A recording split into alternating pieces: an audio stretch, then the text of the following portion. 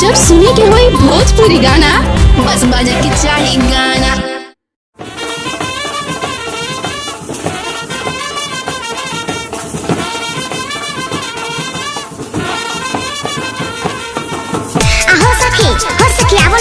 गोरहथी होखे लागल। आयो सखी तनी बचिए के रही हो, पता ना बराती लोग वैक्सीन लगबैले बड़े कि ना। आहो सुनो सुनो चाची, आगे कहां जात रू?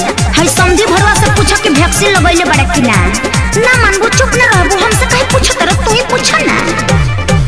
वैक्सीन लगा बाबला हाके ना या समाधि साले, फोटो खींचा बाबला हाके ना या चश्मा वाले, कि बिना जांच कइले तिलक नाही चढ़ी, खरा रह गेट के बहरी आ सटलया बताड़ काहे हमरा जरी, खड़ा रह गेट के बहरी। होई देखो पागल समझ तारू का, गाड़ी दे के तेज बना तारू।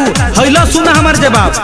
बोला बाटे कम जोर जे भी ओ कोहरे धरता हो, देखी शरीर अपन लप लप करता हो, कि रउवे काम पड़ी सुनी समधीन जी, लेली वैक्सीन जी ना, यो भी चाहत बानी जियल ढेर दिन जी, लेली वैक्सीन जी ना।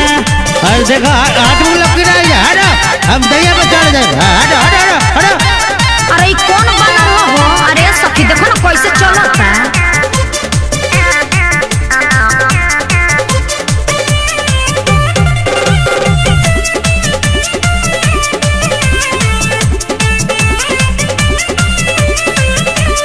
अब हे रहे बराबे के तब हरदी भैया के लागल ये राम, अब हे रहे बराबे के तब हरदी भैया के लागल ये राम, सारा बात के दीदिया यही कोरोना में भइली पागल ये राम, सारा बात के दीदिया यही कोरोना में भइली पागल ये राम, सारा बात के दीदिया।